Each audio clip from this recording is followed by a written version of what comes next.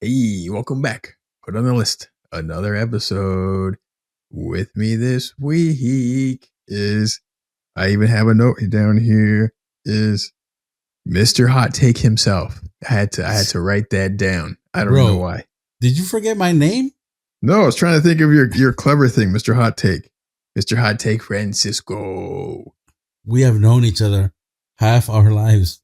This fucking guy is reading through notes. Yeah, but I don't always call you Mr. Hot Take. So maybe Mr. Hot Pants. Anyways. Hot cakes.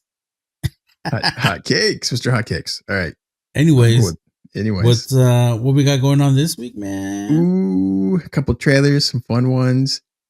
A pile of nerd news we're gonna be jumping into. I mean, we're gonna discuss some stuff. Big stack. Also, let's see. We watched a couple things. We might have watched Apple's new Constellation show. Yeah. And lots to say. Apple Constellation. And a few other little things, a musical that I might have jumped into. So we'll report back. I think I only have one thing to say, and that's start the show.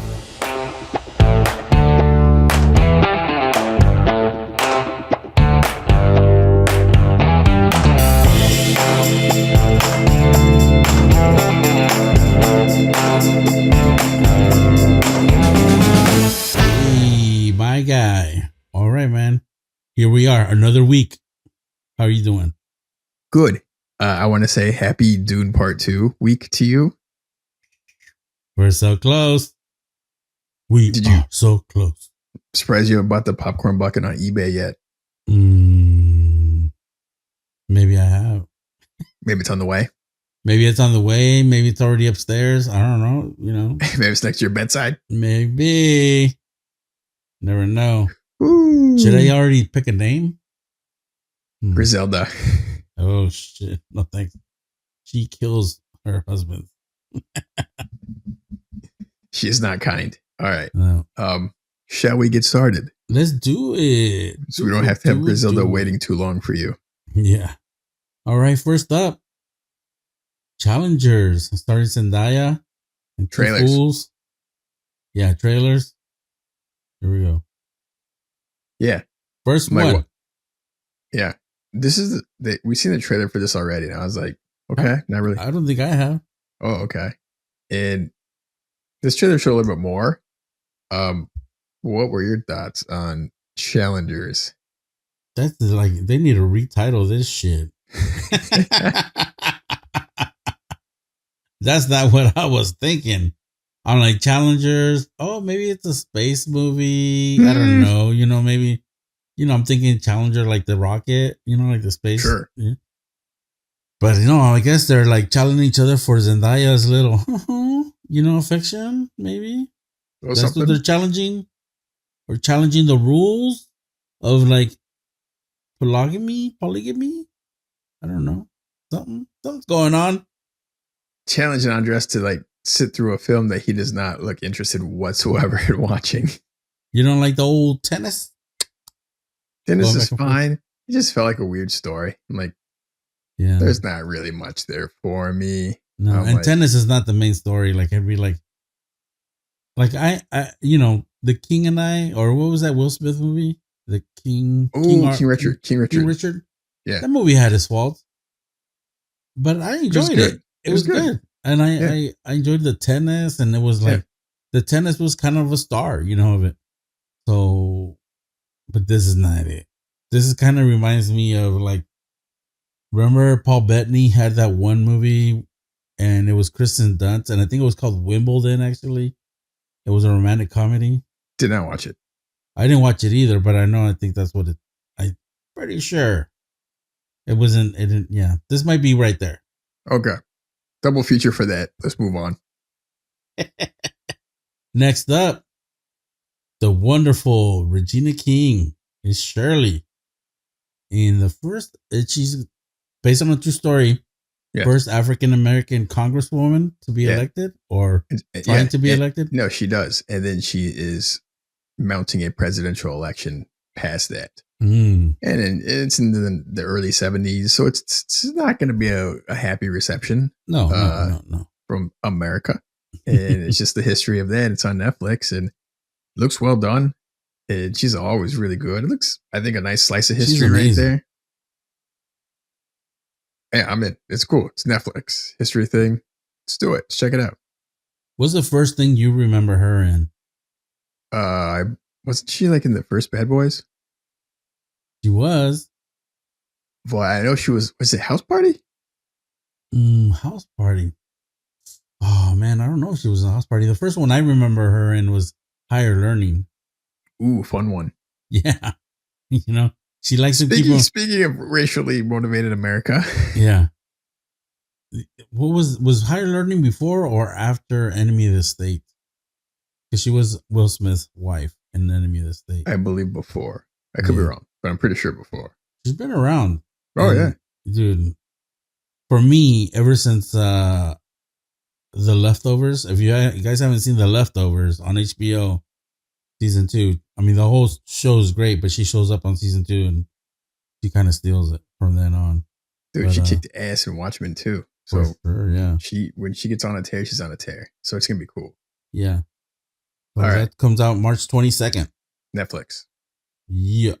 What else Next up, we got the Borderlands trailer, August 9th, with a huge cast. Mm-hmm. Very delayed. This film was shot like years ago. But was it? They're finally gonna throw it in theaters this August. Wow. A lot of reshoots or what? I don't think so. I think they were just trying to figure out what it was going to be. I don't know. Kate Blanchett was a surprise. Yeah, starring. Yeah. I guess she liked being a badass like in Thor Ragnarok, you know? Yeah. She's like, another cool wig and outfit? Yeah. Sign me up. So she's plays opposite Kevin Hart. Huh. You see that coming? Did you know the cast? I didn't know anything about this movie. I did. I've known about it for a little bit. I played the game. So I know a little bit about that too. So I'm like, interesting. I'm like, they're going to do that. And I saw the thing, the stills. And then I saw the trailer. And like, they kind of captured the look and the feel of the game like really, really well. Cate Blanchett, there's almost nothing wrong. Yeah. So I'm really curious. I'm super curious about this one. Yeah. And Jack Black looks funny as a robot. Yeah. Yeah, I'm looking forward to it. I mean, I'm a little like, but I want it to be good. I want everything to be good. I want this to be really good. All right. There's nothing wrong with laughing in the movie theater, you know? No. It looks, they spent some money. It's going to be cartoon, video game ridiculous. It looks cool, though. Not going to crack your head open. No. August 9th. Let's see. Next up, we got Boy Kills World. In cinemas everywhere, April 26th. You and I watched this trailer together. We were sitting like, put it on. Yeah. And you started talking about it, and go ahead. Yeah, I was laughing out loud, and I was just in full joy mode, you know, like, give me some more of this shit. And like, the trailer starts off with this, you know, the voiceover or like the dub or whatever you want to call of, Mr. John H. Benjamin, voice actor, but best known as Archer or Bob Belcher from Bob's Burgers. I mean, this guy, comedic timing is there, you know, to be the narrator for this trailer in the movie. And it's just an action-packed bonanza. I don't even know how good the story is going to be, but there's a lot of action. You want to set the premise up? This kid becomes a mute when he was a kid, and he somehow developed an inner voice, and this crazy inner voice like leads all of his actions throughout the film, trying to get revenge on his family that was killed. And he dedicated a portion of his life in the jungle to learning kung fu so he can do extra fucking revenge on the bad people of this world. And the bad people of this world somehow have a game show where they kill people for entertainment, and it's a big thing. And then I honestly don't know what really this film is about, other than a whole bunch of people getting revenge and dying. Yeah, what more revenge and murder, and with the happy face cartoon. The whole time. I can't get Bob's face out of my head. Every time he talked, I was like, I saw like him wearing an apron and flipping burgers and stuff, and him hating his kids. But it looks fun, man. I'm excited. There's some fun movies coming out this summer. Yeah. The Fall Guy, this. Yeah. You know, Ghostbusters looks fun. I mean, yeah. A lot of stuff. Man, I'm excited. I'm excited for the summer. Yeah, I agree. We're going to have lots to talk about. Stuff dropping. Boom, boom, boom. I mean, this comes out in April, end of April. So this is going to be a fun one. Yeah. This shit's going to be dropping on a streamer probably like July. Yeah. You know what I mean? So who knows? We can still be watching this at home. But yeah. And which leads us to the last one. Speaking of watching things at home. Yeah. Next up, The Gentleman, a Guy Ritchie show, the spinoff to his wonderful movie, The Gentleman. Launches March 7th, 2024. Yeah. Binging 8 episodes. I love The Gentleman. We've watched that film probably like 5, 6, 7 times here. I love the style. I still want to buy one of those tracksuits. I don't know what to tell you. I really want one of those tracksuits. And watching this trailer, I felt like it was lacking a little bit of that charisma, the film has. Like a little bit of that. Everyone's the swag. Yes, everyone's got the swag. This film seems like a lack of swag. More serious. Yeah, and it's like, let's have some I'm fun gonna get the job this. done. Let's lighten it up a little bit. Yeah. And they go with the premise, but the premise is almost exactly like the movie in part. Yeah. I don't know. I'm a little curious. This looks like it predates the movie. It looks like it's a timepiece, like maybe like a 80s, 90s. I couldn't figure that out. Like they go to the farm. You see the underground thing, which they establish in the film.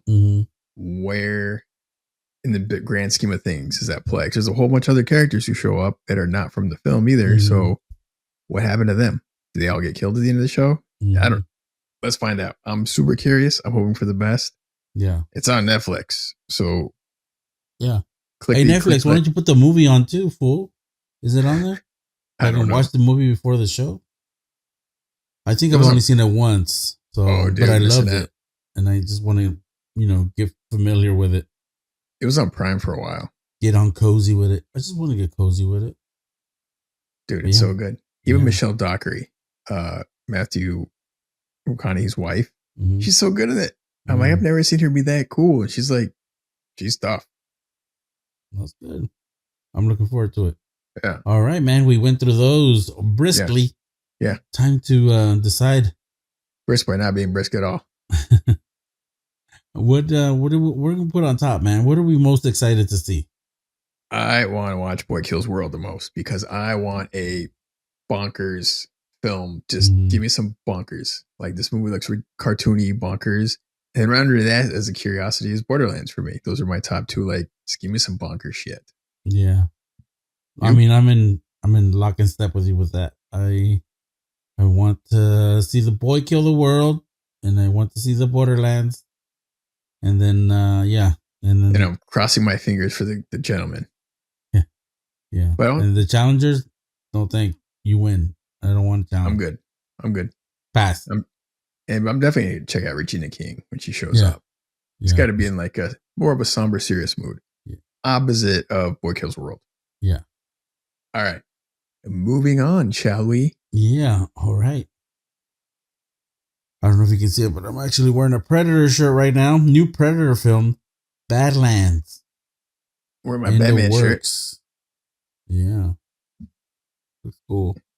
Predator's badass. He is. Did you ever read any of the Batman versus Predator comics? No, I haven't. No. I don't know. I was never like into crossovers like that. I was so excited as a kid. I was like, what? Like an alien fought Predator on the comic book pages. I was like, how? Do it now. Give it to me. Yeah. Still have them all. You like them? They were good enough.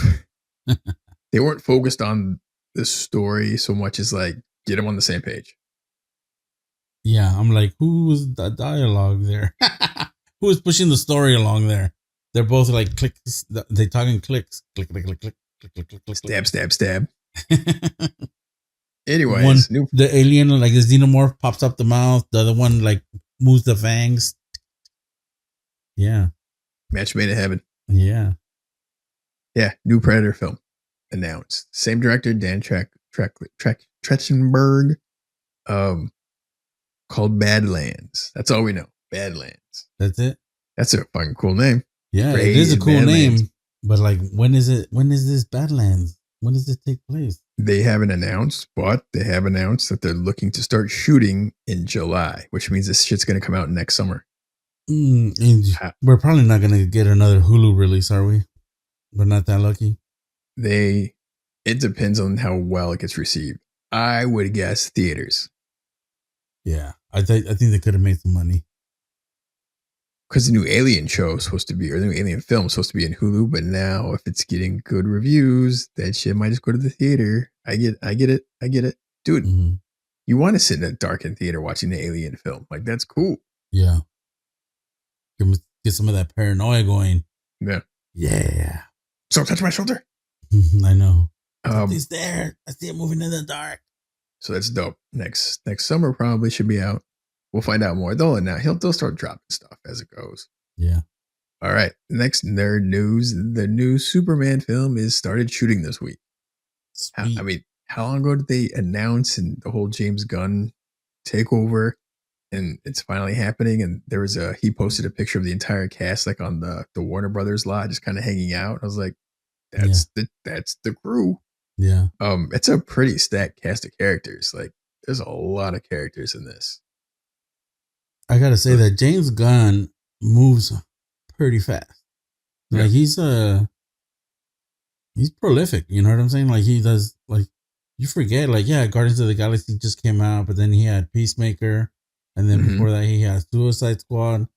Before that, the other, Galaxy, yeah, the guy doesn't stop, man. So I'm excited, man. I hope, and like, he hasn't had a miss for me personally. I mean, probably the weakest is the Guardians 2, but I still like it. So I'm excited for this next James Gunn project. And on top of that, he's like overseeing the whole new DC universe. So I'm like, dude, that is so many things to be doing at the same time. But getting handled. Yeah. That's why he has a partner there. All right. So yeah, that was cool. I'm excited. I think it comes out next year also. Fingers crossed. All right. Next up, Daniel Craig in talks to play Dr. Doom. You sent this to me. It's probably total bullshit, but we're going to talk about it anyways. Yeah, because it was cool bullshit. I was like, oh man, internet. I didn't know I wanted that. Oh, I want it so bad now. I can totally see it. Is he too serious? Is he too prestige-y? No, man. He's fucking James Bond, right? But he lightens up. He's funny when he needs to be funny. Remember that one movie he did with that fucking horrible Southern accent? Yeah. Like the Logan, Lucky Logan. Where he's in the backseat like, whoa. I'm like, bro. I think he could pull the... I'm cool with this. My first pick was Henry Cavill. I thought it would be Dr. Doom. But Daniel Craig, he's got some gravitas. He's got a good voice. They don't have to always use him. Yeah. He would look cool. I'm down with this. He's not like stereotypical beautiful. He's like handsome as fuck, but like he's got some scars, like some. He's got some eye. His eyes are piercing though. Yeah. Like, he's got some nice, some pretty eyes. Daniel Craig. Yeah. I mean, he was James Bond. You know what I'm saying? I'm pretty sure this guy's won Sexiest Man Alive a few times. Let's make him Dr. Doom behind the mask. Yeah. Yeah, I'm down. We'll see what happens. It's probably bullshit, but who cares? Let's do it. Marvel, make some calls. Okay. All right. Next up. Ooh, yeah, this is a good one. Directors. This is the one that you were telling me about. Yeah. A group of directors, like 30 plus directors, bought a movie theater in Westwood, LA. And this is the theater that's been around for like 80 years. It's like this theater that they've had premieres at for like decades and decades and decades. They film like part of Once Upon a Time Hollywood. Tarantino's film shot there a little bit. I've been there a couple times. It's a cool little theater in Westwood. It's huge. It's like a single screen, 1,000-seat, super old school theater. And, theaters are having a hard time. No one goes to see a movie in a 1,000-seat theater anymore, but these dudes bought it. And it's a group of directors who are like, who was it? It's like Steven Spielberg, J.J. Abrams, Rian Johnson, what's his name? Jason Reitman. You name it, Edgar Wright.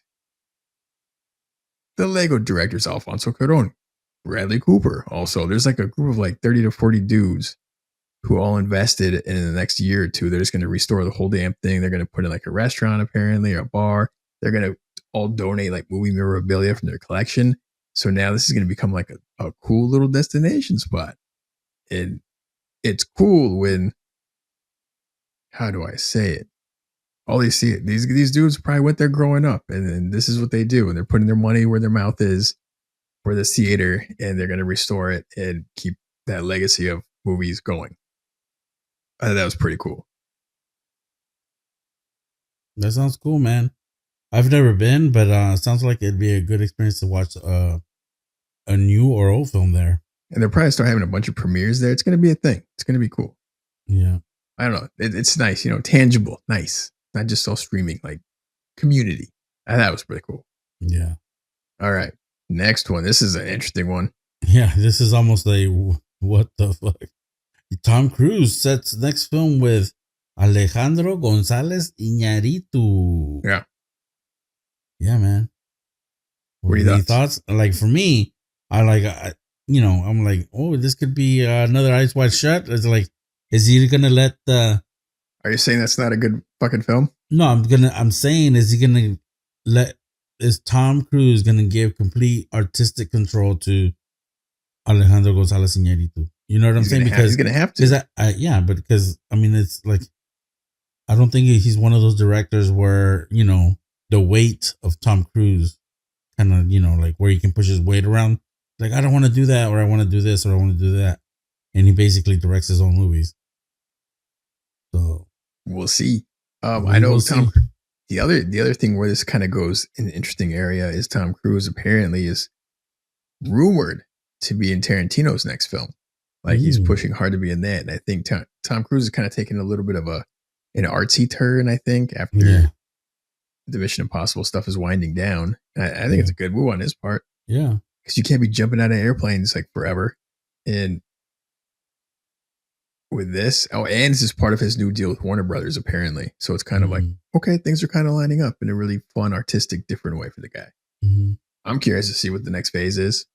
Mm-hmm. Yeah, but man, looks like it could be something. The Revenant and the Birdman were crazy, so like it could at least at anything. It's going to be very watchable and entertaining. Yeah. All right, next up, The Punisher was spotted on the new Daredevil show. Yeah, a bunch of like people taking pictures, we're not those. They're filming, and it's on the streets. He's just kind of hanging out, like, oh shit, there's John Berthel doing his thing. Mm-hmm. I'm excited. How you feeling? Man, I'm in. I'm in on anything Bernthal does. You know what I'm saying? I'm like, I got a blank check. Here you go, sir. Do what you're gonna do. Let me know when I need to show up, and then I'm there. So I'm excited, and we'll see how they go, man. It's just the only thing is like Disney and like the whole Disney thing behind it. So we'll see how it goes. Well, they did the Echo thing, and you said it was fairly violent. So maybe it'll be in that world. We'll see. I don't know. It's not going to come out till like next year, I think. Mm-hmm. They got a bunch of stuff to read. They're redoing, so like all of it. So we'll see. Yeah. Next up, I saw a picture of Bullseye too. Oh, really? Yeah, in costume. It looked okay. Okay. We'll see. Yeah. We'll see. All right. Next one. This is a good one. The Boys season 4 set for June 13th. Man, feels like a long time. Say that much. That's a ways away. That's still a ways away. Yeah. But it's going to be insane. You know what's cool is I'm 100% going to go back and rewatch as much as I can for the third season before doing this, because so much happened in that season. Yeah. And I got it. Because there was not a lot of happy moments. And so much of that's going to lead into this season, because they left so many things hanging. You're like, these are some good story threads. Shit's going down. Shit is getting serious. Yeah. Like, it's plenty of time for people to catch up. If you haven't seen The Boys, what are you doing? Check it out. Just don't watch it with your kids. Yeah. Or any judgy people. Or people you want to look in the eye afterwards. Yeah, you're like, don't watch it with it. Yeah. And season 2 gets a little rough, so kind of hang in there. It gets better at the end, but season 3 is So yeah, season 3 is no joke. Again, don't watch it with people you have to look in the eyes after. All right. Next What else up, we got? It doesn't stop. There's so much news. I know. Keep going. Eva Longoria joins Only Murders in season 4. Only Murders in the Building, season 4. Yes. Yeah. What do you think? What do you think? I love how they keep mixing things up. Yeah. I'm not like huge into her as like an actress so much. Mm-hmm. Like she directed that film last year. Was it last year? Last year? Flamin' Hot. Really cool. I enjoyed that film a lot. I'd hope she would do more directing, but I mean, hey, pay some bills, do some acting. I want to see what they're all going to do together. Mm-hmm. They went from Meryl Streep to Eva Longoria. Yeah. And Paul Rudd, remember he had that thing in the beginning? And Paul Rudd. Yeah. I want more Paul Rudd's like kind of level of like goofiness to show up. Yeah. Next up, we got a Jake Gyllenhaal and Hathaway. They're ready to do Beef 2. So apparently they're announcing that Beef is going to be like an anthology series. Mm-hmm. And looks like the next one's set. And it's going to be two couples beefing with each other. Wow. So that's going to get and Anne Hathaway and Jake Gyllenhaal are going to be one of the couples beefing with another couple. And I think that dynamics for this, it's going to get really interesting because the first one was so messed up. But this one, I think they're going to turn that shit up. You think it was pretty turned up. There was a lot of damage done. Dude, the first season was so good. I'm having a hard time seeing it being better, but we'll find out. I'm in. I think this is the only way that they could have gone to. They couldn't have gone back to Danny and... No. They had their arc. Yeah. The alleyway. Yeah. They had their crazy arc. Now I want to watch that show again. Yeah, it's great. But yeah, that's pretty crazy. I didn't even know they were going to do this. And it's winning a bunch of awards. So here we go. At least the last 3 episodes. Watch those last 3 in a sitting. We're like, boom, that'd be perfect. Show's so good. All right. Okay, next up, man. The Ballerina, a.k.a. the John Wick spinoff, delayed a year. Lots of reshoots. Apparently they're bringing in like the director from the John Wick films to like redirect and refilm a ton of stuff. So apparently somebody shot the bed. They were not happy. Not happy. But they're bringing in the right team to fix it. And this one stars Ana de Armas as an assassin? Question mark. And we shall see. Yeah. How do you feel about Ana de Armas? What's the win to loss ratio? It's not good. It ain't good. It's actually ain't good. It's not even so much the win loss ratio. It's like the most recent. You know what I mean? Like it's lots of lows. She was okay in that The Gray Man. I think that was the most like neutral. But a lot of the other stuff was like pretty low, man. So, and what is that her bad choices in picking the wrong script, or like is she being miscast, or like she's not being directed well? Like what? Well, most of the projects have not been good. The Gray Man The Gray Man didn't have a great script. Like it was kind of like very middle of the road. There's some cool stuff. But the one with Chris Evans on Apple, that shit was not a good script at all either. I'm not even sure there was a script. But I think what was that one, the Fatal Attraction one she did with Ben Affleck? Remember she did I know what you're talking about. I did not watch that either. Yeah. I'm like, I don't know, man. And it's like, I mean, her best role was definitely in the what was it called? Well, she's the nurse. Knives Out. Knives Out. Thank you. That one. By far. Yeah, and they didn't play up her sexiness or anything like that. No, and I feel like a lot of these places, a lot of these shows or movies, they're trying to play up how beautiful she is, and I'm like, maybe you shouldn't make that a character. Maybe we should worry about working on the script. Yeah, writing the script. Yeah, that was probably one of the best scripts she's had. So we'll find out. Yeah, she just had to do enough. You know, like everybody had their own role, and like everybody knocked it out. It was an ensemble victory. Big, but we'll see. I don't know, man. But yeah, it's not, the win ratio is not good. Mm-mm. All right. Gareth Edwards to direct new Jurassic World. Man, this is so nuts. They announced another trilogy of Jurassic World films. I'm like, why? Okay. More dinosaurs, bitch. And the whole thing is like, they're just saying dinosaurs are in the world now, no matter what. Like, there's no more park. There's no, it's just, that's just how it is. And they're going to tell a story. And we talked about this a little bit, but they had originally David Leitch, who directed Atomic Blonde, Deadpool 2, Bullet Train, to direct the next Jurassic World. I'm like, what? I'm in. Like, can you imagine the action sequences and the explosions for that? But then apparently he dropped out like immediately. And then Gareth Edwards was tapped because they got to start shooting this thing soon, apparently. I like him. We both really like the creator. I like his visual style. I like his sense of storytelling, his pacing, his cinematography. He kind of gets it. He doesn't overuse visual effects much. He tells like, the story. It feels nice and grounded and kind of like rough and tumble dirty. So I'm like, I went from like, I'm not going to watch another Jurassic World movie. That last few were a little rough. So I'm curious. This is now on my curious list. Thoughts? On my curious list too. Yeah, man, nothing wrong with some dinosaurs running around. It'd be kind of interesting to see how far civilization has fallen because, dinosaurs be eaten. So they're not super cordial. No.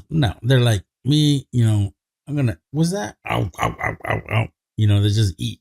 Yeah, they don't have like an established HR to go to complain for. Yeah. They just do it for the chomp too. They don't do it for like I'm full. Oh, I'm full. No, they're like, oh, what's that running around? Chomp, chomp, chomp, chomp. They just do it for the chomp. There you go. Jurassic World 4. Doing it for the chomp. Yeah, that's the next title. All right. I think we're good with news. Holy shit. That was a lot of news. Lots of noticias, bro. I was getting my I don't know. Damn, I went blank on a newscaster. Dan Rather. Boom! Pull that out of the depths. That was good my job. granddad. Dan Someone Rather. That's been around for like 50 years. For like, what was the 50 year? Your entire life, this person's been around. Yeah. You're doing a stretch to figure it out. Well, not all my life, bro, but like part of my life. After you learn to speak English. Yeah, there you go. Yeah, man. You didn't help out. You were just staring at me like, where's this fool going? I don't even know where you're going most of the time. I just kind of let you just free flow into the hole, and I'm there to try to like pull you out of it. You don't pull me out. You put the dirt over the foxhole, bro. All right. Moving on. What do we watch? Watch some stuff. We'll watch some stuff. Let's get into it. We were excited when we watched the trailer, and at least I watched one episode of Constellation, and you, Mr. Big Timer, went crazy and watched 3 episodes. Dude, we went for it. You did. I'm like, man, do you guys need an IV? You guys need to, drink some recovery? It was not all in one sitting. It was not all in one sitting. I would say we have given it a new nickname, just so you know. You ready for it? You ready for the nickname? We call this show the Space Crazies. Oh, nice. You want to watch the Space Crazies? Yeah. What's going on? All right. I mean, there's a lot to spoil. We're not gonna. This one you got to watch. Yeah. I'm surprised you only watched one, but thoughts. Fire away. Non-spoilery thoughts. We had to put in the Elimination Chamber in there somewhere. The Elimination Chamber. WWE. We had to do that too, so. But thoughts, Constellation. I enjoyed it a lot. Trying to keep up with all the like, is this or that? Because there's a lot of things. The scenes jump, and then you don't know when or where we are. And dude, there's some subtle jumps that I don't even think you realize are jumps, and then you start seeing some stuff later where you start telling you, dude, this show starts spinning in your head and in a really subtle way. There's like big big things in your face, but then when you start to realize all that there's like subtlety things happening, you're like, wait, what? Like it's a really cool combination of like everything. And then like the time jump thing was a little weird, but I mean, okay, but it makes sense. And then things really start to ramp up. And I already have like a little theory from the first episode. I'm like, but I mean, that we have to talk about that offline because people haven't seen it, like, yeah, you guys need to get it on that Constellation. It's on Apple. Yeah. It's super enjoyable. The cinematography is good. The acting's cool. Yeah. Nomi Rapace is great. Yeah. Like all her co-stars are all familiar and great. But you got Mike from Breaking Bad doing the Mike thing. I'm like, I'm like, just keep going. Do your thing, bro. Do your thing. Playing you got to keep watching. I have so many questions and theories. And I'm like, wait a minute. They set the show up really well. They put all these lots of little breadcrumbs all over the place. I'm like, I'm super digging it because you can just like start extrapolating ideas and thoughts and theories. It's fun. It's a lot of fun. All right, moving on. And from Andres's Not the Norm corner, what do you got for us, buddy? I got a musical. Are your ears prepared for this? Are you gonna be okay? Hold up. Let me pop some energy pills. And, let's get this going. Get some no-dos going for you. Yeah, we rented Waitress the musical on Amazon. Ooh, rented. Yeah. Waitress, let me give you a quick backstory. Then I'll get into my quick review. No spoilers. Waitress was a film a long time ago, 15 years ago, maybe even more. Started, I think, Carrie Russell, not a musical film. And then years later, for reasons I don't know, got adapted into a musical from a really talented musician named Sarah Bareilles. Turned the film into a musical, started on Broadway, big hit, toured all over the place, very, very, very popular. I even actually took Christina because she's a huge fan of both Sarah Bareilles and she loves the whole musical, this musical recording. And we both watched it together and it was totally cool. I like live performances like this because they go into like this energy, like all the people on stage doing a thing that I'm like, that's like magic to me. Like, I don't know how you guys do that. Like I just sit there and I'm like, oh, even if I don't like the subject matter, I'm still like, wow, this is crazy impressive. But I liked it when we wanted to watch it. And so years later, it was like 5 or 6 years ago, maybe even more. They recorded this in the last year or something, the actual live performance again, I think on Broadway, and then they edited and released it as a film theatrically, and then now it's available on Amazon for like $4, $5. And Christina was like, hell yeah. So I'm like, all right, cool. So we watched it. And my first thought was, I don't think it translated that same energy as the original play because that's hard, man, getting that energy. Because when you're seeing people in person, you're feeling it, but this wasn't quite feeling it. And I think they changed some of the songs where the tempo was a little bit downbeat. When I'm like, I remember us having more energy. But overall, it was still fun. Like there was some really cool staging, like how they told this story on a stage, like how they swap out sets, and lighting, and situations, and little trickery. So that's fun, but it was fine. I don't think I would want to watch it again anytime soon. Certain numbers were really cool. It was really fun afterwards. Christina started showing me different performances by different singers performers over the years that are on YouTube, like doing various songs their own way. I was like, it was really fun to watch different performers doing different takes in the same songs. I'm like, oh, that's kind of fun. But anyways, it's on Amazon. Left field corner, or what are we calling it? Norm, not the norm corner. Not the norm. Not the norm. If you're into musicals or Bareilles, check it out. It's like $4 or $5. Definitely worth checking out. Other than that, I don't think you're gonna dig it because your big old head is just filled with too much other crap. So I don't think you're gonna appreciate this kind of a thing. That wasn't a real glowing endorsement, but it's like a very specific. Iffy. It's a very specific thing. So I'm not gonna like everyone go watch it. I wouldn't watch it again, but you can watch it. Like I don't know. I don't want to get stabbed walking down the street. Like you told me to watch Waitress. I told you. You know what you're getting into. But there you go. All right, Waitress. All right. Well, happily skip that. All right, next up, we got Next Go Wins on Hulu. It's on Disney too. Same basic thing. They dropped it. Same thing. Boy, you gave it a glowing endorsement last week. Your glowing endorsement, made you watch. Inspired me to watch the film. Yeah. Yeah. And it's funny because my shout out Dave. What up, Dave? He's like, oh man, this movie, blah blah blah, and like I remember us watching the trailer and we're like both like WTF. Yeah. You know, we're like not into it, you know, into the trailer. And I gotta say, we had a lot of heart, and Michael Fassbender was really good at being a dick, you know, and not being the best coach and not being the best leader and stuff. And I enjoyed all the little nuances and little things that are introduced in the movie, like from American Samoa, and like I didn't know that there was two Samoas, you know, like Tonga and Samoa, and I didn't know a lot of some of the stuff that they shared, and I like it. And I think Disney or Hulu or whoever released the film had trouble figuring out how to market this because it is based on a true story, and one of the, would you say, lead or main characters or heart of the film in a way? Like what? Like the second lead, basically. Yeah, is a transgender person. Is that by transgender athlete?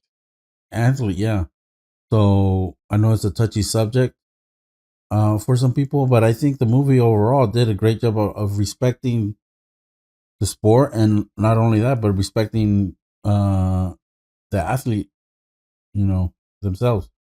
So other than that, it was one of those sport movies. Like if you remove that away from it, it was one of those heartfelt kind of sports movies, you know, and where, like, you know, the team sucks, the coach doesn't know what to do with them, and they're a bunch of, you know, scallywags and ragtag, blah blah blah, this and that, and but at the end the expectations are high, and like even like the level of success that they achieved was not high, or wasn't, you know, like it's not like they went on to win a World Cup, right? Everybody knows there's only like 9 different World Cup winners, so in the entire world.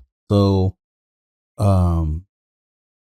it was just light and fun and heartwarming, and like my friend likes to say, a warm blanket. So yeah, I enjoy that about it. You done fucking the yapping? Yeah. We'll go into some spoilers. Andres's take. I thought it was not that good. I thought the story was there. Like there was so much story to tell. I'm like, this is like simple. Like this is like a winner of a story. I'm like, done. Yeah. But it just felt so disconnected. Like so many different things. Like I'm like, can't we just stay a little bit more cohesive with the story and the characters? And like, there's so many things that didn't work for me. I was like, I'll tell you right now, you were digging Michael Fassbender. I was not digging Michael Fassbender. The whole film, it felt like he was in a different film. Like this is just odd. Like it just felt like he wasn't connected until the very end. He gave some cool speeches. Then you kind of started to see. I'm not trying to give some spoilers, but I'm like, okay. I thought we were doing spoilers. Oh, we're gonna start doing spoilers. All right. Let's get the spoiler timer going. It's okay. You didn't spoil anything. It's not like it's that heavy. It's not a mystery film, folks. No. I'll start the fucking timer, folks. 8 minutes of spoilers for Next Goal Wins. Fast forward, we debate. We get a little contentious, but 8 minutes. All right. The spoiler timer is going. You're acting like you're gonna choke me out or something there. Nah. What are you gonna say? What was I gonna say for what? You confused me. You stopped me with the spoiler timer. Go ahead. No, you're acting like, oh, you want some spoilers? I got some shit. Like you're gonna drop the hammer on me for something, for some reason. Nah, not really. It's just all general, like disconnected. I felt like he felt disconnected until he did a speech at the end, and that's when you're kind of making a connection, which they didn't they kind of played with the idea of his daughter during the film, which was totally confusing to us. We're like, "What is this?" And then you get to the end, you're like, What do you "Oh." mean? What was Like, he confusing? was listening to his daughter's voicemails, Okay. and there's, like, no indication, I thought, um, about a lot of, like, the reason behind it, and, like, him and his ex-wife or his wife's relationship. I was a little confused by that. It was very flippant for something, like, that happened, and then you find out later, like, oh, his daughter died, like, years before, and you're like, "What?" Like, "Oh," like, that was a big event, but it just felt like there was not a thread of that story kind of throughout. I was just kind of like, it felt a little sidestepped until the very until it really mattered, and they had to bring it in. I'm like, there's more opportunity. That's what this film felt like, a ton of opportunity for all these characters to have all these great Mhm. moments, and I kind of felt like they just kind of it's like they went in without a game plan. Like, they could have this film could have been like an amazing film, and it just kind of Mhm. like the missing pieces kept it from being at that next level, like, fun film, like that story within, like, the Taika style of Mhm. humor to keep you in and the characters to kinda Mhm. keep you in. I Mhm. just felt there was, like, a lot missing, and at the very end, like, the disconnect, like, this whole, like, the dude had a hardcore drinking problem, and maybe they're gonna address it at some point. Like, no, they just kinda kept going, and I don't know, it was kind of weird. Like, I always felt like he was too, like, in a different film. I don't know, physically, his physicality didn't match. There was something, it didn't work for it. I'm just kinda not really feeling it. And that I think that was my biggest thing. Like, there's a lot to like, and there's a lot of cool story to tell. And I loved the cast. Like, it was a great cast of characters, like all the actors, and like, yeah, yeah, yeah. Mhm. But then it just kind of like things just kind of happened and went kept going, and they weren't really digging into anything to like really like attach yourself to like emotionally to anything. So I kind of had a hard time with it. And a lot of characters like the Will Arnett stuff, so random. Like, it just felt too disconnected for me. That was my issue. I think that when they were away from any soccer field or any Samoan people, I think that's when the film kind of struggled the most. Like the Will Arnett stuff, and and even like the wife. I understand what you're saying about it, but I don't think that you need to get beaten down. Like I I get like at first it was kind of like a misdirection, like when he's listening to voicemails because in Yeah, real time you're thinking that, oh, why does he just catch a flight to go to the thing, or like when yeah, did he promise her that he was gonna, yeah, and he was just like reliving the past through these yeah, voicemails that yeah. he never erased. So I didn't really have an issue with that. I kind of like, oh yeah, man, he's grieving, he's Mhm. going through that shit. So and then nobody like I think that nobody can tell anybody how to grieve. So to that's why the wife was like, "Oh, you need to go to this island and get away from everything, and hopefully you can find time to refocus and stuff." So that's why she said that. Oh, I'm doing this for you because she knows him, and she probably thought that this would have a positive effect in it of him and getting away from all the noise and everything else. Not only like grieving with the death of the daughter, but like trying to be a professional and having a successful work relationship. Sure, sure. So I didn't think that was like too like out of left field. I was like, oh wow, I didn't see that coming. I kind of like, oh, I just kind of like pieced it when he gave the speech and he finally opened up because he had never opened up about anything. Mhm. It kind of was like, oh wow, that's cool. Like damn, I kind of like I felt it at saw that him point. differently. Yeah, I felt it, but I think if they had set it up differently, I really would have felt it. You know what I mean? I don't know. Like, there was yeah, something like some stuff that was just missing. Like, there's just some components to the story that were kind of missing. But I mean, there's a lot of yeah, heart. I could see how. I mean, at the end, it kind of came together, but it yeah, just felt like this story deserved more. Like, it's way more interesting. mm, It just kind of feels like yeah, it was good enough for me. I'm like, okay, but yeah, I yeah, expected more from Tyga. Tyga's usually pretty tight on his stories, so I'm like, and characters, and I'm like, and like the laughs. I expected a little bit more laughs. Like, I wanted a little bit more silliness here and there. But oh, hey, I I don't know. laughed aloud a few times. There I was a don't couple know. parts, but Yeah. So overall, I like the setting. I like everything. So much about it to like. That's the set. Like yeah. like this could have been like an all timer sports film. Like, wow. Yeah. Yeah. But I guess I see that. I enjoyed it. Like I said, I think it had a lot of heart, and I like Taika Waititi being like the what would you the call that? preacher, Yeah, but in like the beginning, the narrator talking like he broke the fourth wall and stuff and everything. So that was cool. And then I like that everybody had like at least 2 or 3 jobs. Yeah. You know, well, there's not that many people on the island, you know. That's why, you know, everybody's, you know, knows somebody, or like they know everybody knows everybody. Yeah. I think the one that kind of came out of left field for me is when they finally found the goalie, and there's like the biggest dude on the island, and I'm like, you mean like you run into everybody all the time and you can't run into the biggest guy on the island? You know, like that was the one I was like, where's this fucking guy been? Like they've been showing everybody 10 times. And like the famous guy that let 30 goals in, you know? And I'm like, wow. And then like back to his story, I thought he was already on the team, and then he shows up at the end where he goes on the plane or whatever.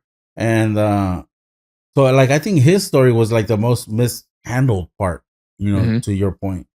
But I liked everything else. I love the bit where the Tonga team showed up and they're hissing, and then some people are like, dude, that was hilarious. They're like trying to blow kisses at. I love how they didn't. I love how they didn't explain it. They just went straight into it. You're just like, all right. Yeah. Well, that's what we're doing.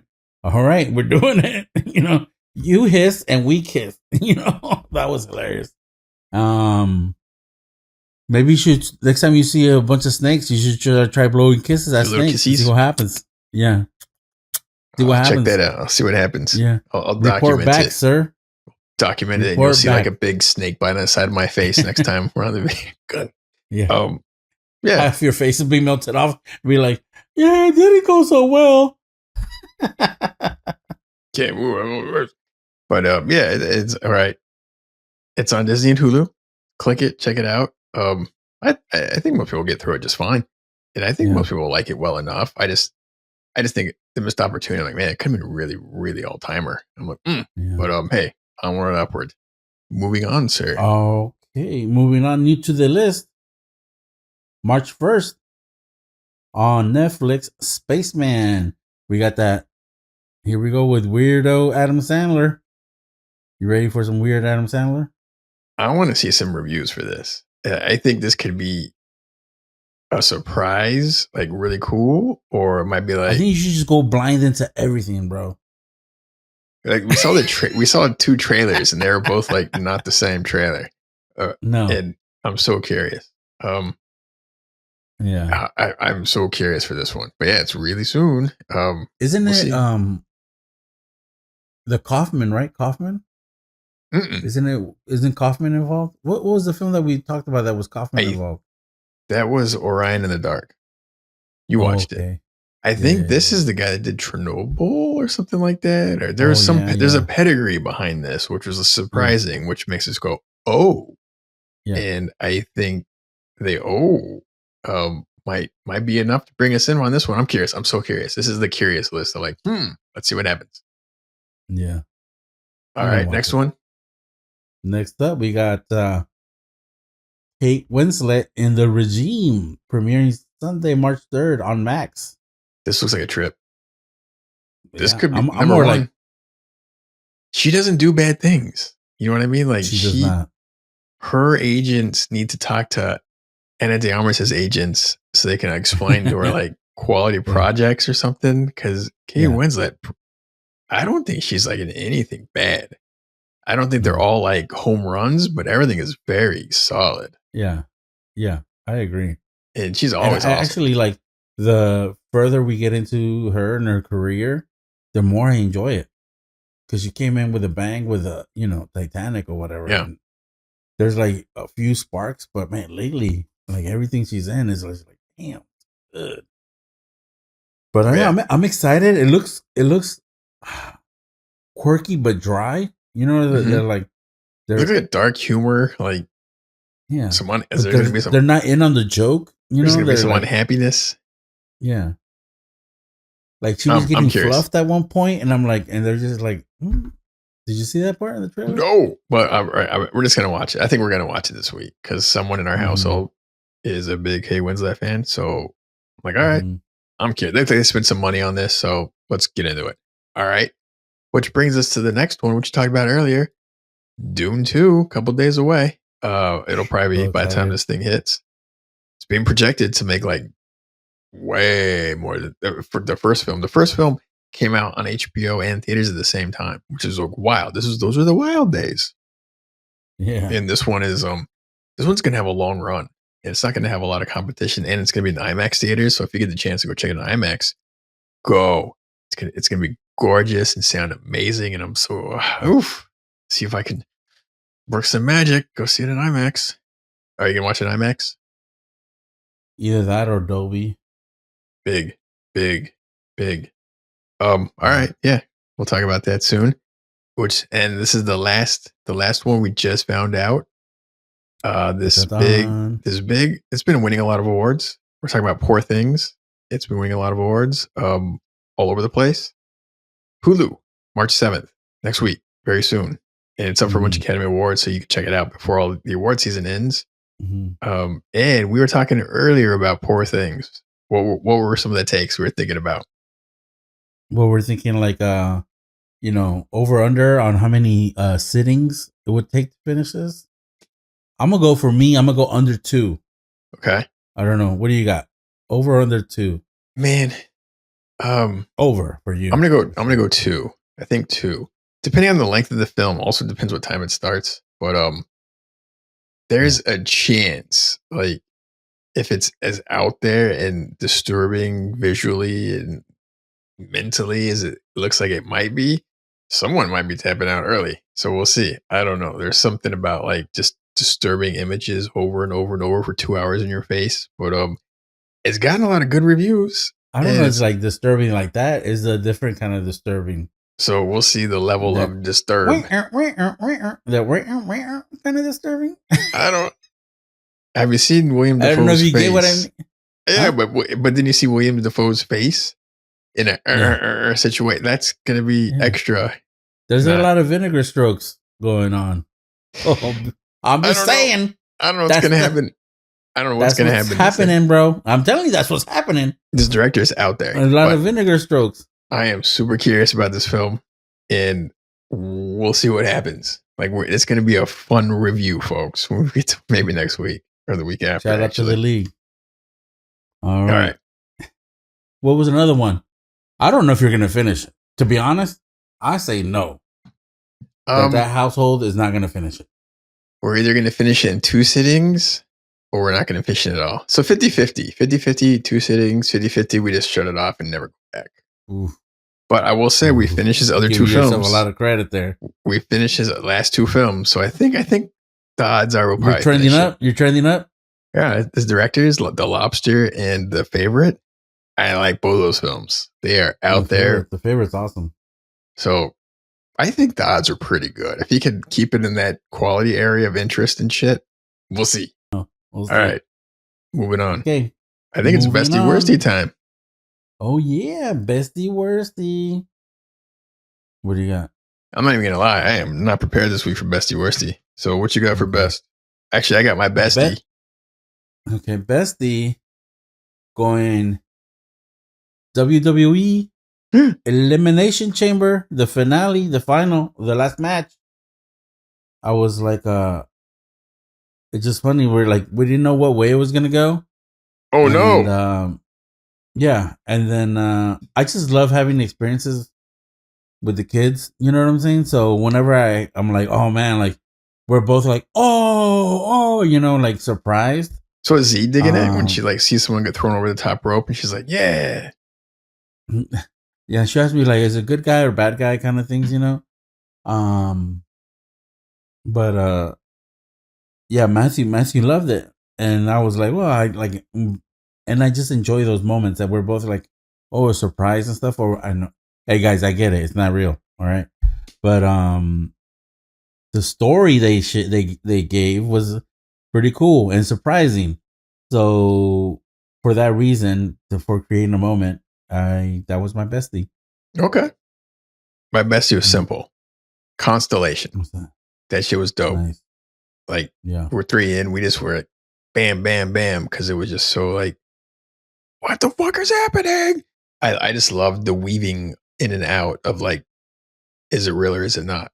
What's in their head or is it not? What is really happening here? And they just sprinkle so many breadcrumbs. Like, it goes from like a super mellow breadcrumb, which you don't, not even realizing it's a breadcrumb, to like a, I think this thing just happened, to a, holy crap, this thing is probably happening, or maybe it's not. You know what I mean? It's like 3 levels of fucking with you the whole time. And I appreciated it. And I want to know how it all comes together. And we still probably like a month before it's over. So that's probably my best. I'm super digging it. Super digging it. Mm-hmm. The Worstie for me, I gotta say was like I don't know if you know, but Shane Gillis did the Saturday Night Live. I'm aware. And I think the worst was like the take that he sucked. I thought he was great. So like all these people that he bombed, this and that, I thought he did great. I was laughing at. I think I was laughing at him being nervous. I was laughing at him be like, oh, okay, nobody's laughing, and people were laughing, but he was kind of like being self-deprecating in a way where it was funny, and like the skits were funny, and but like everybody online just doing that pylon thing, we're like, oh yeah, he's the worst. Oh, this is that's why they fired him, or all this other stuff, you know. Who got fired? Like he got fired from SNL a few years ago. You remember that? What happened? No. He said, "Don't Google it." Even in the monologue, he's like, a few years ago, "Oh, don't worry about it. It's in the past. Don't Google it." Because he got hired, right, as an actor, and he went to as a performer. He's as a cast member. Okay, right, and then he went crazy and like said a bunch of like things that got him canceled, like racist, blah blah blah, other stuff, right? In a joke. Okay. And that's why he said, "Don't Google it," right? And then he got fired. He like within 2 days, he got hired and fired within 2 days. He didn't even like make it to work because he got the job and then he did something stupid and he got fired. So he didn't even get to set up his direct deposit yet or anything. There it is. Like, get out of here. No. So in the monologue, he references it. Okay. And then he's like, and then so now and then because some people, he's like, oh, I thought that was funny, but nobody's getting or laughing or whatever. And then like all the headlines are like, oh, he bombed or he did this and he sucked and that's why this. And I felt like it was like a pylon. I watched the monologue. I'm like, it was pretty funny to me. I mean, it was his sense of humor. He always like he does like this is in the sets where he's like he says something provocative, and then he's like he kind of shrugs his shoulders and like puts it on you like yeah, you get it, I don't get it, kind of thing. And it's pretty funny. And the worst thing is just everybody piling on. Can we relax on the piling on, please? That's the worst thing. Okay. What's funny is a bunch of the SNL clips were just pop up in my feeds always. So I watched a couple, and I was going through them, and first thing first, I'm like, who the fuck is this guy? I was not clear on that. And then I was watching the clips and like, he's a hot comedian coming up. Not that funny. I didn't think. Like a lot of the clips, I was like, it's fine. No, it's whatever. And then I saw his name. I'm like, wait a minute, he's a comedian. Because I think Rogan likes to throw his name out there sometimes, I think. And yeah, they do the Save the Parks podcast where they just get fucked up on a podcast. Oh, that's why. Because there's something. I know that name. But then, yeah. And I remember the name, like, okay, it's the thing. And then I saw who he was performing. Okay. And I was a little like, why did they get this guy? Like, it's not that, it wasn't popping off the screen. You know what I mean? Like, I didn't understand if it was a slow week or something. So that was not popping off the screen for me. It's a slow week for you, my friend. I guess so. Like pop culture and like, current events sometimes. Oh man. I should have watched some WWE. Did you ever get any feedback on the Glizzy? Zero. Dang. I just think it wasn't trending, or it was trending too hard. We had to compete with the Super Bowl. So yeah. Anyways. Yeah. There you go. All right. Moving on. I think double feature. Good. Yeah. World famous double feature. Yeah. This will be fun. Something we can agree on. Yeah. First up, I will go. Good. Or you want to go? I'll go. All right. I only have one. and which I was pretty sure you weren't going to choose. So the theme for this is head trip films for Constellation. Like you're just gonna be like, what kind of a thing? Like, is it? Isn't it? What? Who? What? Yeah. Satisfactory, good head trip films, and this is a tough category because this is kind of like a spoilery thing. Because some things you'll watch, you don't even realize they're head trip films until halfway through. You're like, wait a minute, but. Mine's pretty straightforward. Like you know what you're getting into because it's directed by Mr. Terry Gilliam, and the film talking about is 12 Monkeys. That film is bananas. And it also does like the jumping back and forth in time. You're just like, what the hell is happening here? And it all kind of comes together towards the end. Yeah. And you're just kind of like, oh shit. And I think I love this film. I think it's amazing. And I think one of the coolest things about this film is Brad Pitt shows up for a while. His performance in this film is like underrated. Like he's only in like 4 scenes. And each scene is like, he just steals the shit out of every first scene. It's amazing. It's amazing. And Bruce Willis being very different, Bruce Willis type film. I highly recommend 12 Monkeys. It'll mess with your head all the way to the end. Super cool. Sounds good, man. I remember watching this in the movie theater and I was like, ¿Qué está pasando? What is happening?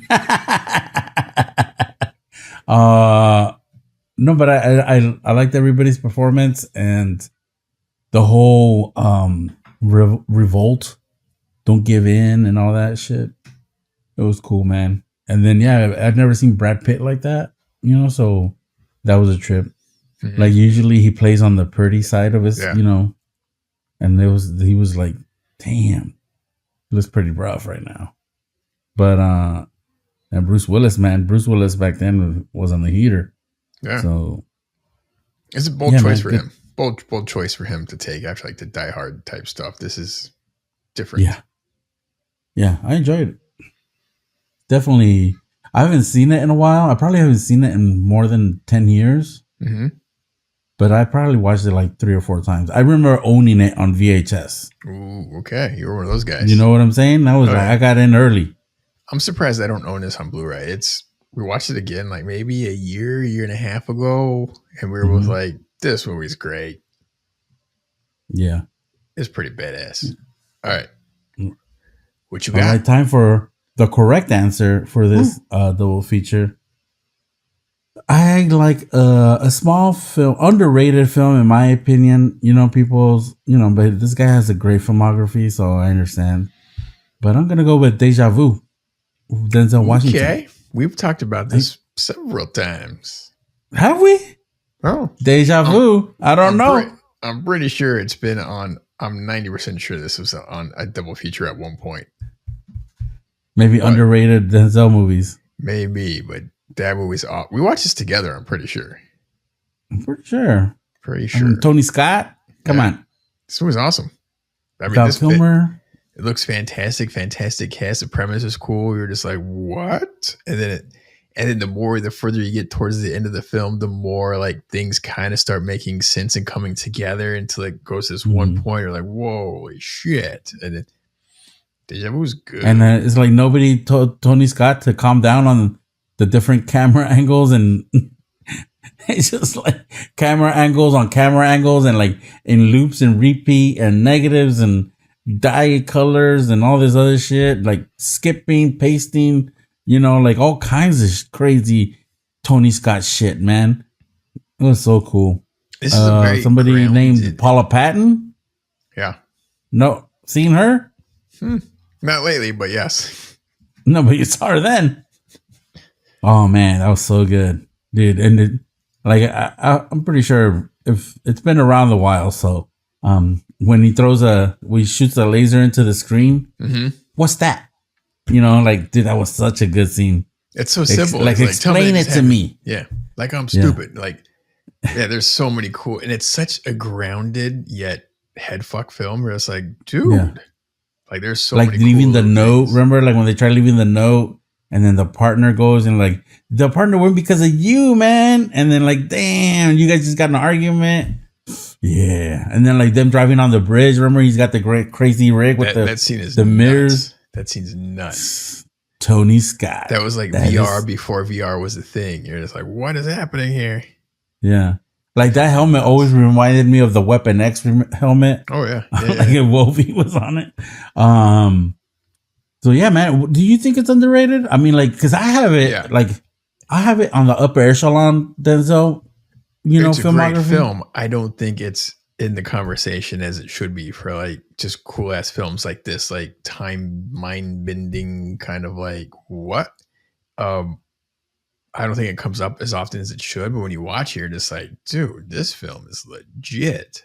Like the amount of building towards this story is like there's so many little breadcrumbs and pieces and little things like, and they all just kind of come back. Like they spent some time crafting this story, and that they did a good job shooting it. And every little thing mattered and meant something. You're just like, dude, this is dope. Yeah. How do you storyboard that shit with Tony Scott? Like, I don't think he does. I think he just hits like a room. He's like, all right, we're going to put our 19 cameras here, here, here, here, here, here, and here, over there, and over there. We're going to put one in there and here, put this in your hair, and all right, and go. I don't know who it would be that you would talk to, but I'm assuming the producer. The producer's like, hey, Tony, this says you need 4 cameras for 4 different helicopters at once. I think the person that I feel bad for the worst are the editors. Like the amount of footage he probably shoots like 120 hours, and you got to whittle that down to like 2 hours. You know what I mean? It's like, imagine like someone's got to watch 120 hours of footage to chop it down. It's like this little piece of just like craziness. Wow, that's why insane. I think those are the fucking heroes. Those guys should be wearing the capes. The editors, unsung heroes, right there. Tony Scott's films. Holy crap! Yeah. Anyways, yes, solid. 12 Monkeys and Deja Vu. Those are winners. Yeah, we did it, buddy. Good job. Yeah, man, that's cool. World famous double feature. All right, man. All right. Go ahead. Anything else you want to add before? I'm so curious about Poor Things and how that's going to end up going, and if we're going to have time when we watch it before the next recording. We'll see. I don't know if we'll have time before then. March 7th.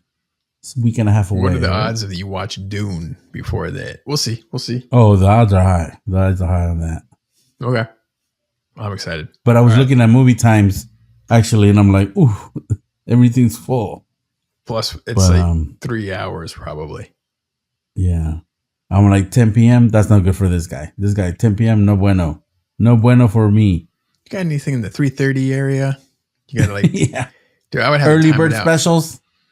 I have to time it out like right after lunch and right before dinner, or maybe like right after. Maybe I'll eat. I don't know. That would be a tough one. Yeah. Or do I watch it like right after breakfast, and then I can go into like a little bit of a late lunch and like contemplate it as I'm like eating lunch. I'm like, what did that movie mean? Dave was like, yeah, we're going. And I'm like, cool, when? I'm like, oh, like 9 o'clock. 9 o'clock? Like, I'm in bed, bro. Like, almost like 9 o'clock? This guy's asleep. All right. Sign us out. Well, that's it for us today. Great show again. I don't know how we keep banging out these bangers. That's right. Mystery. Right. All right. Well, thanks for listening, everybody. Please like and subscribe. Check out our YouTube channel. We got some cool stuff, and we're going to be adding some cool stuff soon. Working on it. Please leave comments, recommendations, anything you're curious about that Andres does not know. Any pop culture stuff, please. He doesn't know it. Believe me. Are we missing out something out there? Let us know. I'm Francisco. And I'm Andres. Have a great week. 2 nerds, 1 pot. Vámonos. Let's go. Put it on the list.